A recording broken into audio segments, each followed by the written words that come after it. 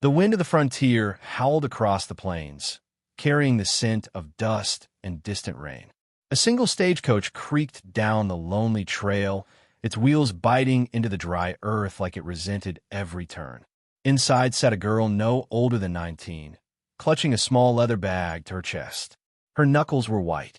Her eyes, the color of autumn wheat, shimmered with fear and hope that didn't belong together. She was Clara Mayfield, a mail-order bride bound for a ranch she'd never seen and a man she'd never met. Outside, the driver whipped the reins. "We're close, miss," he muttered, though close meant another hour through emptiness. The land stretched endlessly, rolling hills, faded grass, and sky wide enough to swallow a person whole. When the coach finally stopped, the driver tipped his hat. Into the road, Clara stepped out. The wind tugged at her bonnet, flinging strands of golden hair across her face. Ahead stood a small ranch house, weathered and alone. A single man waited by the corral, broad shoulders, dusty hat, a face carved by wind and silence. He was Eli Carter, once a rancher, now a ghost of one. His eyes told stories of loss the mouth never spoke. Clara swallowed hard. "Mr. Carter?" Her voice trembled. He nodded once, silent as stone. "You're early," he said, voice low and rough. "Didn't think you'd come at all." "I almost didn't," she admitted. "The road was long, and I'm not sure what I'm supposed to do." He glanced at her shoes, city shoes unsuited for dirt and rock. "You'll learn," he said, turning toward the barn. "We all do, or we don't last." The house creaked when they stepped inside. It smelled of pine wood and loneliness. Only one lamp burned, casting long shadows across the bare table. Eli set her trunk near the wall. "Supper's cold, but it's there," he said. "You can take the bed. I'll sleep in the barn." Her throat tightened. "It's my first night here," she whispered. "Everything hurts a little, the air, the silence." He paused by the door. For a moment, something softened in his expression. "It'll hurt less when you start calling it home." When he left, the door shut with a sigh. Outside, thunder rumbled in the distance. Clara sat at the table, staring at the single plate of cold stew. The fork felt heavy in her hand. She thought of the letter she'd written months ago, desperate words from a girl trapped in a city that never cared. She'd dreamed of the frontier as freedom, but freedom had teeth. As a storm crept closer, she moved to the window. Lightning flashed, revealing the empty fields. Somewhere out there, Eli worked under the rain, tying down the horses. A man alone with his ghosts. Her heart ached, not from love, but from the sudden realization that both of them were trying to survive the same thing: loneliness.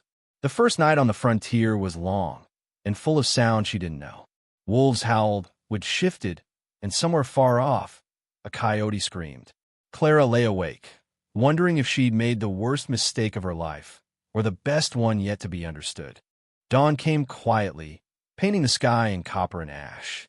Clara found Eli already outside, hauling hay and checking fences. The storm had scattered half the pasture. He worked without pause, as if the world would fall apart if he stopped moving. She stepped outside, clutching a shawl around her shoulders.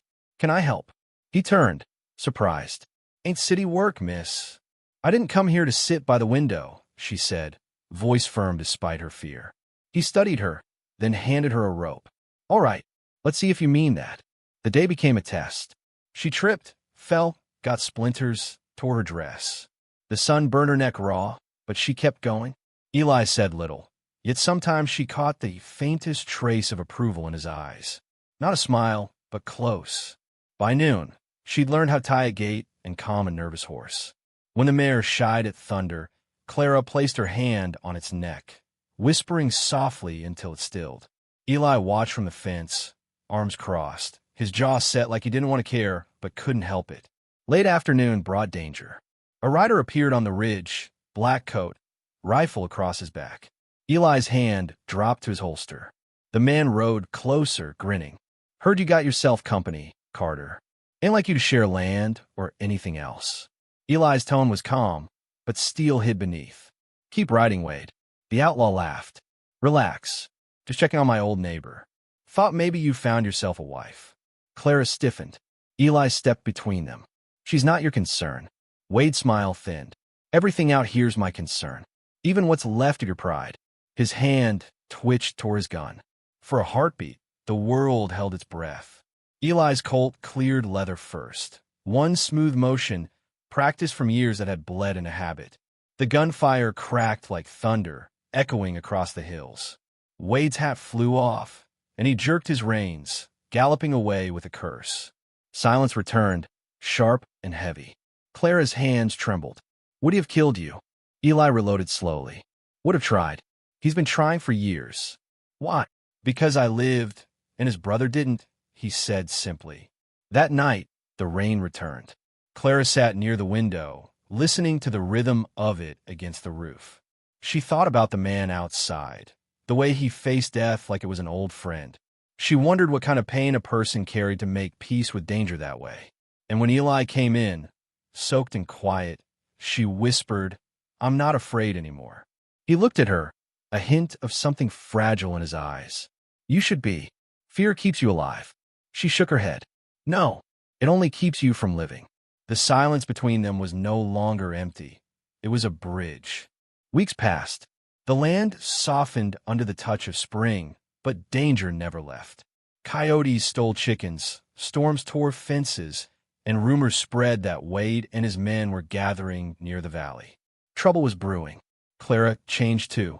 Her hands grew rough, her step steady.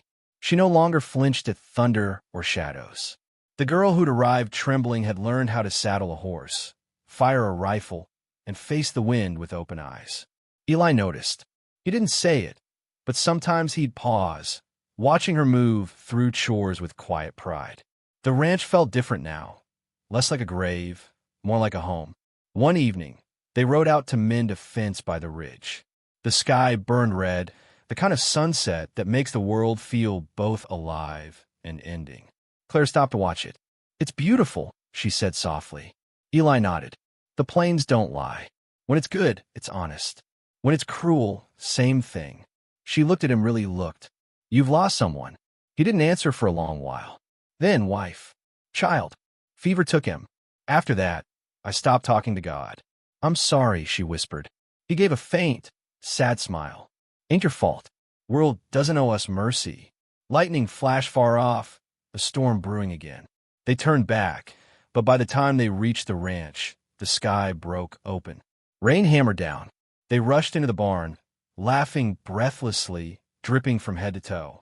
For the first time, Eli laughed, really laughed, and the sound startled them both. It was deep, warm, and sad all at once. Clara felt something shift inside her. Not love yet, something deeper. Trust. The storm raged through the night, but inside the barn, the world felt safe. She sat beside him on a bale of hay, listening to the rain. It hurt sometimes, she said quietly, to feel something again, after trying so hard not to. He met her gaze. Then maybe that's how we know we're still alive. Outside, thunder rolled like an echo of their hearts. Wild, unsure, but full of life. The next morning, smoke rose from the ridge. Wade's men had come back, armed and looking for blood. Eli stood by the window, jaw tight. They'll burn the place down if they find us. Clara grabbed his arm. We can run. He shook his head.